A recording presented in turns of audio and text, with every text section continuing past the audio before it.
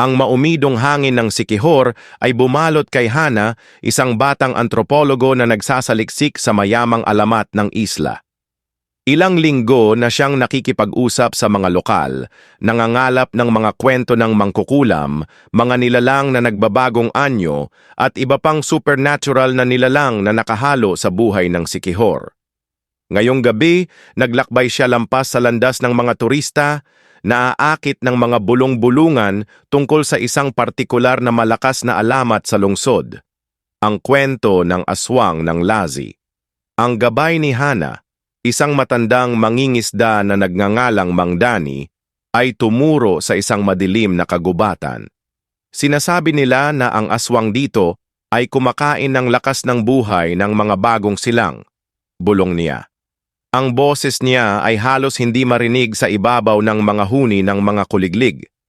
Dumarating sila sa kalagitnaan ng gabi, nagkukunwaring mga inosenteng hayop, pagkatapos, nagbabago sila. Nanginginig si Hana hindi lang dahil sa malamig na hangin ng gabi. Ang mga kwentong nakolekta niya ay nakakaakit, ngunit ang pagiging nalubog sa kapaligiran, napapalibutan ng mismong kadiliman na nagpapakain sa mga legendang ito, ay ibang karanasan.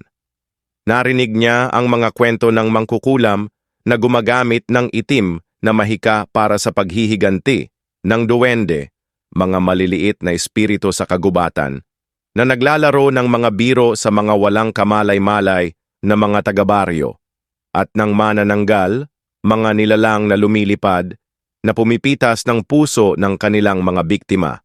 Ngunit ang aswang ng Lazi ay may kakaibang takot. Ito ay nangangaso sa mga pinakamahina. Bigla, isang malakas na ungol ang umaling-aungaw mula sa kadiliman. Hinawakan ni Mang Dani ang braso ni Hana, hinila siya sa likod ng isang makapal na puno ng banyan.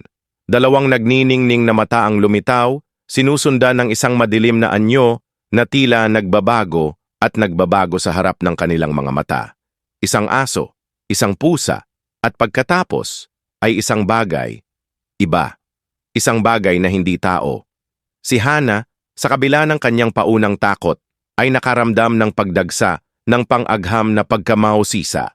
Maingat niyang inilabas ang kanyang kwaderno. Ang kamay niya ay matatag habang nag-sketch siya ng nagbabagong anyo ng nilalang. Hindi lang ito alamat. Ito ay isang nasasalat na pagpapakita ng mga pangkulturang pagkabalisa. Isang refleksyon ng komplikadong relasyon ng isla sa hindi nakikita na mundo. Ang nilalang ay naglabas ng isa pang ungol. Pagkatapos ay nawala ng kasing bilis ng paglitaw nito. Huminga ng maluwag si Mang Dani. Kailangan na nating umalis ngayon, bulong niya, nanginginig ang boses niya. Habang naglalakad sila pabalik sa nayon, napagtanto ni Hana na ang aswang ay hindi lang isang halimaw, ito ay isang simbolo. Isang simbolo ng hindi alam ng mga pangunahing takot na nananatili kahit sa modernong mundo. Ang mga alamat sa lungsod ng Sikihor ay hindi lamang nakakatakot na mga kwento.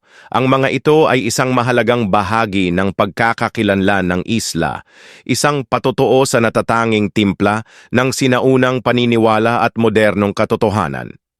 Ang mangkukulam, ang aswang, ang duwende, ang mga ito ay higit pa sa mga nilalang ng alamat. Ang mga ito ay mga refleksyon ng kaluluwa ng isla. At si Hana, ang antropologo, ay determinado na maunawaan ang kaluluwang iyon, isang nakakatakot na kwento sa bawat pagkakataon.